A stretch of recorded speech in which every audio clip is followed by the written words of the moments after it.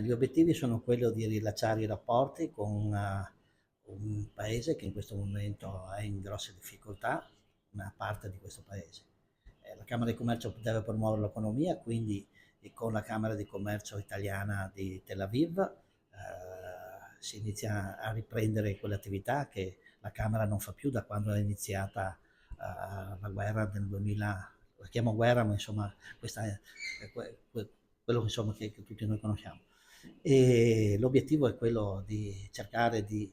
dare un aiuto alle imprese del territorio, ma noi sappiamo che Israele è un paese all'avanguardia nella cyber security, è un paese all'avanguardia nell'agricoltura, tante tecnologie, e quindi noi abbiamo anche bisogno di queste esperienze, di queste capacità per essere all'avanguardia, e quindi questo è una parte della missione. Poi abbiamo messo assieme la parte, si può dire, quella legata ai luoghi santi, al turismo, dove anche lì c'è un nesso, perché noi a Belluno ospitiamo l'ITS e diamo l'opportunità a due ragazzi di quel territorio di farsi una specializzazione facendo il corso dell'ITS qui da noi.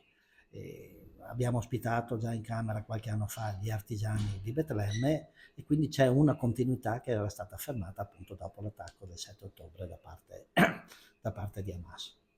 Ci sono anche tanti trevigiani, ha detto, in quella terra. Sì, poi è una terra che tra l'altro è molto legata a Treviso, perché abbiamo Monsignor Marcuzzo, Monsignor Antoniazzi, Monsignor Tolotto che sono lì, abbiamo i frati francescani di Motta di Diventa, dove è un convento di riferimento per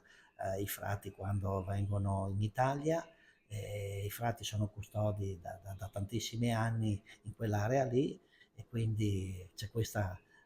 continuità di relazioni che vogliamo sviluppare ancora di più e cercare di riallacciare e far ripartire quello che possiamo fare assieme ai sindaci con quello che si può fare in sostanza per mettere in moto l'economia, e non solo l'economia, il turismo e altro. Avete un pizzico di paura o è tutto tranquillo? Ma al giorno d'oggi non serve andare, basta vedere anche cosa c'è attorno a noi, no? Ecco, se uno era a Torino l'altro giorno era come fosse peggio che essere lì. Quindi io credo che insomma c'è sempre un margine, tra virgolette, di rischio, ma lo trovi anche uscendo in macchina,